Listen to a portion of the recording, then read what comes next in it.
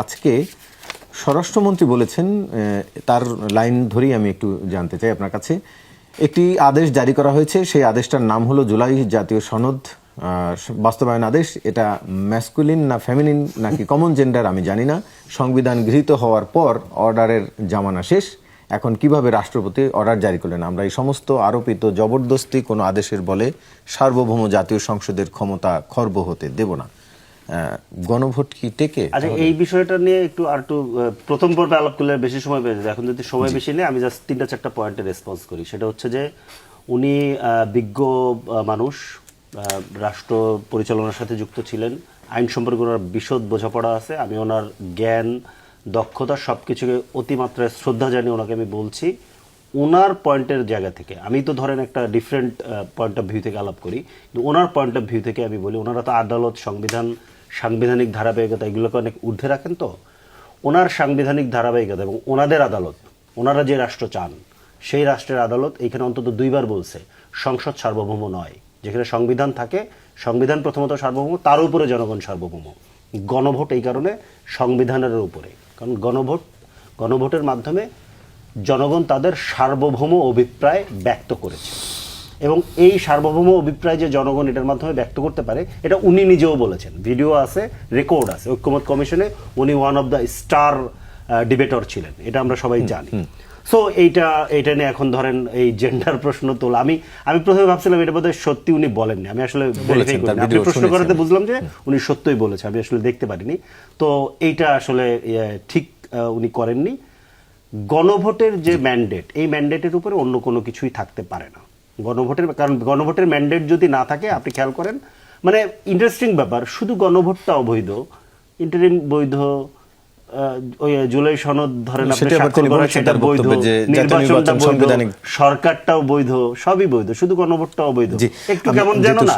একটা জিনিস একটু রেসপন্স করি, স্থানীয় সরকারের প্রশাসক বসিয়ে যেটা করা হচ্ছে, দলীয় প্রশাসক বসানো হচ্ছে, কিন্তু যেটা নিয়ে বিরোধিতা করা হয়েছিল, এই দলীয় প্রশাসকরা নির্বাচন করবেন কিনা, তখন তারা প্রিভিলেজড হবেন কিনা, নির্বাচন না করলেও তারা তাদের দলীয় প্রার্থীদেরকে প্রিভিলেজড করবেন কিনা, সেই প্রশ্নটাও কিন্তু আছে। ঠিক আছে, ফজলে হুদা বাবুল, একটু আপনার কাছ থেকে জানতে চাই, এই জুলাই যে সনদ এবং গণভোট নিয়ে আদালতে একটি চ্যালেঞ্জ হয়েছে।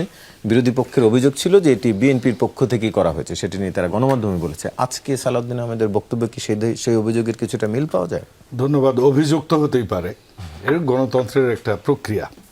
সে অভিযোগ প্রমাণিত হলে তখন সেটা বোঝা যায় যে এটা ইতিহাস হয়ে যায়। তখন যতক্ষণ পর্যন্ত প্রমাণিত না হয়েছে ততক্ষণ আপনি যে প্রমাণটা দেওয়ার চেষ্টা করছেন যে আমাদের পক্ষ থেকে এটা বলেছে, বিএনপির কোন নেতা আদালতে রিট করেছে আমার জানা নেই, তবে রিট হয়েছে এটা আমি জানি। 1, 2, যেটা আমাদের স্বরাষ্ট্রমন্ত্রী মহোদয় বলেছেন, এইটা কিন্তু উনি যথার্থই বলেছেন। কেন যথার্থ বলেছেন? যে জুলাই সনদ আমরা বলছি, আপনি নিজেও যদি পড়ে দেখেন জুলাই সনদটা, এটা একটা খিচুড়ি মাত্র।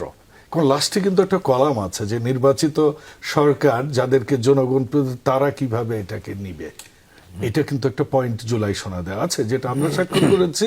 এবং এই জুলাই সনদ যদি এরকমই স্বাক্ষর হওয়ার মতো একটা জিনিস হয়, তাহলে এনসিপি এত পরে লাস্টের দিকে সর্বশেষে এক প্রকার গোপনীয়ভাবে, মিডিয়ায় অতটা আসেও নি, তারা সাইন করলো। এগুলো নিয়ে আসলে কথা বললে জিনিসগুলো খুব তিক্ততার দিকে যায়। তবে এইটুকু বলা যায় যে ওই যে ঘোড়া আগে না গাড়ি আগে, আপনার গণভোট দেওয়ার ক্ষমতা কার আছে? আমি বারবার একটা কথা বুঝতেছি না। আপনারা 106 সংবিধানের মেনে নিলেন, প্রেসিডেন্টের অধীনে ওথ নিলেন, এবং এনসিপিরও 2-3 জন ছিল সেখানে। সবশেষে এসে আপনি আবার বলতেছেন যে আপনি এটা মানছেন না। এটা একটা অদ্ভুত জিনিস। তো আপনি মানবেন না, আপনি বিপ্লবী সরকার করেননি কেন? মানে আপনি এক ধরনের এখানে হিপোক্রেসি করার কোনো প্রয়োজন নেই। তো এখানে জুলাই সনদের যেটা বিএনপি স্বাক্ষর করেছে, বিএনপি বলেছে এটার দাড়ি, কমা, সেমিকোলন অক্ষরে অক্ষরে বিএনপি পালন করবে। জুলাই সনদের তো অধিকাংশ কিন্তু বিএনপির 31 দফায় দেয়া আছে।